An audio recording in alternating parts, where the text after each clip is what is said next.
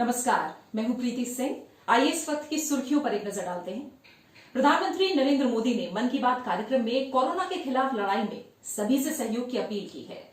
उन्होंने कहा है कि कोरोना से लड़ने के लिए लॉकडाउन ही एक रास्ता था।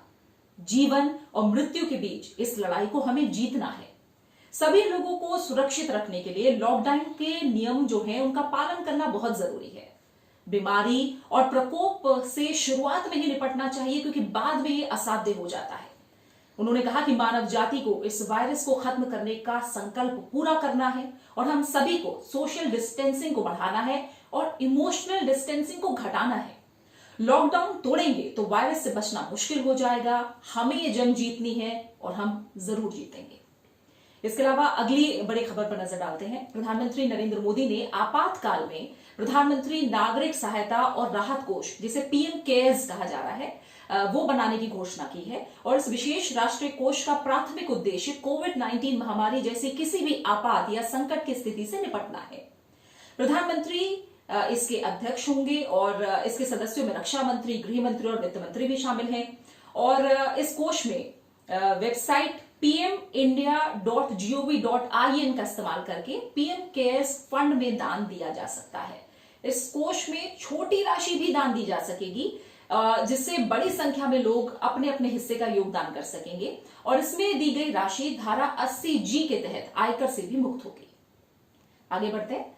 देश इस वक्त कोरोना महामारी के चलते भारी संकट से गुजर रहा है और इस बीच उपराष्ट्रपति और राज्यसभा के सभापति एम वेंकैया नायडू ने सभी सदस्यों से कोविड-19 से मुकाबला करने के लिए अपनी सांसद निधि से खुलकर योगदान देने की भी अपील की है।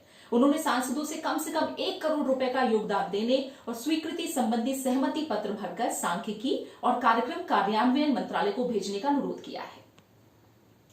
वहीं उत्तर प्रदेश सरकार ने उत्तर प्रदेश और बिहार के लोगों को अपने घर पहुंचाने के लिए 1000 बसों की व्यवस्था की है।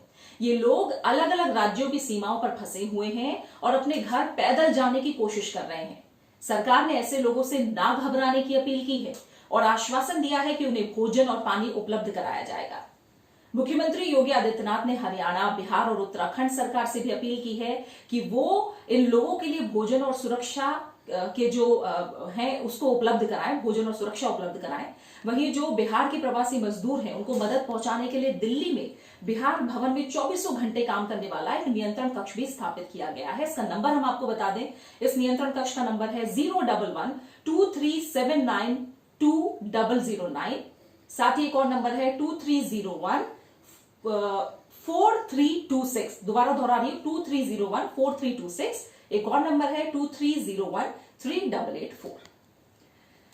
साथ ही किसान जो हैं उनको हो रही परेशानियों को ध्यान में रखते हुए सरकार ने खेती बाड़ी और इससे संबंधित गतिविधियों को लॉकडाउन से छूट दे दी है। इससे फसलों की बुआई और कटाई बिना किसी व्यवधान की हो सकेगी।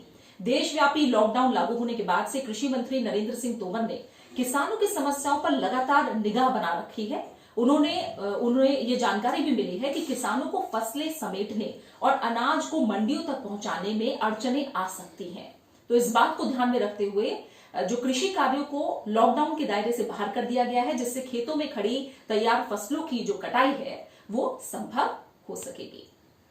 वहीं देश में पिछले 24 घंटों में कोविड-19 के 149 नए मरीजों का पता चला है और रोगियों की कुल संख्या अब बढ़कर ये 1000 को पार कर गई है। अभी हम कहते हैं जो संक्रमित लोग हैं वो 873 हैं। इनमें 19 मरीजों की मौत हो गई है।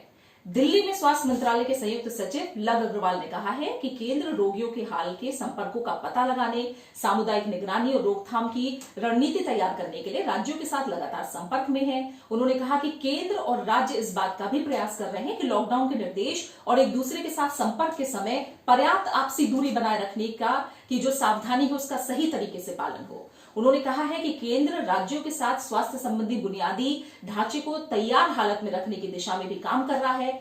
ऐसे प्रयास किए जा रहे हैं जिससे कोविड-19 का इलाज करने वाले विशेष अस्पतालों और विशेष विभागों की स्थापना हो सके। वहीं कोविड-19 की रोकथाम के लिए उत्तर रेलवे ने अस्पताल आइसोलेशन कोच का पहला प्रोटोटाइप यानी प्रतिकृति सफलतापूर्वक तैयार कर ली है। हर कोच में 10 आइसोलेशन वार्ड होंगे। इसकी स्वीकृति मिलने के बाद प्रत्येक मंडल में हर सप्ताह 10 रेल कोच को मरीजों के लिए आइसोलेशन वार्ड में बदला जाएगा। इस तरह से कोच देश भर में रखे जाएंगे।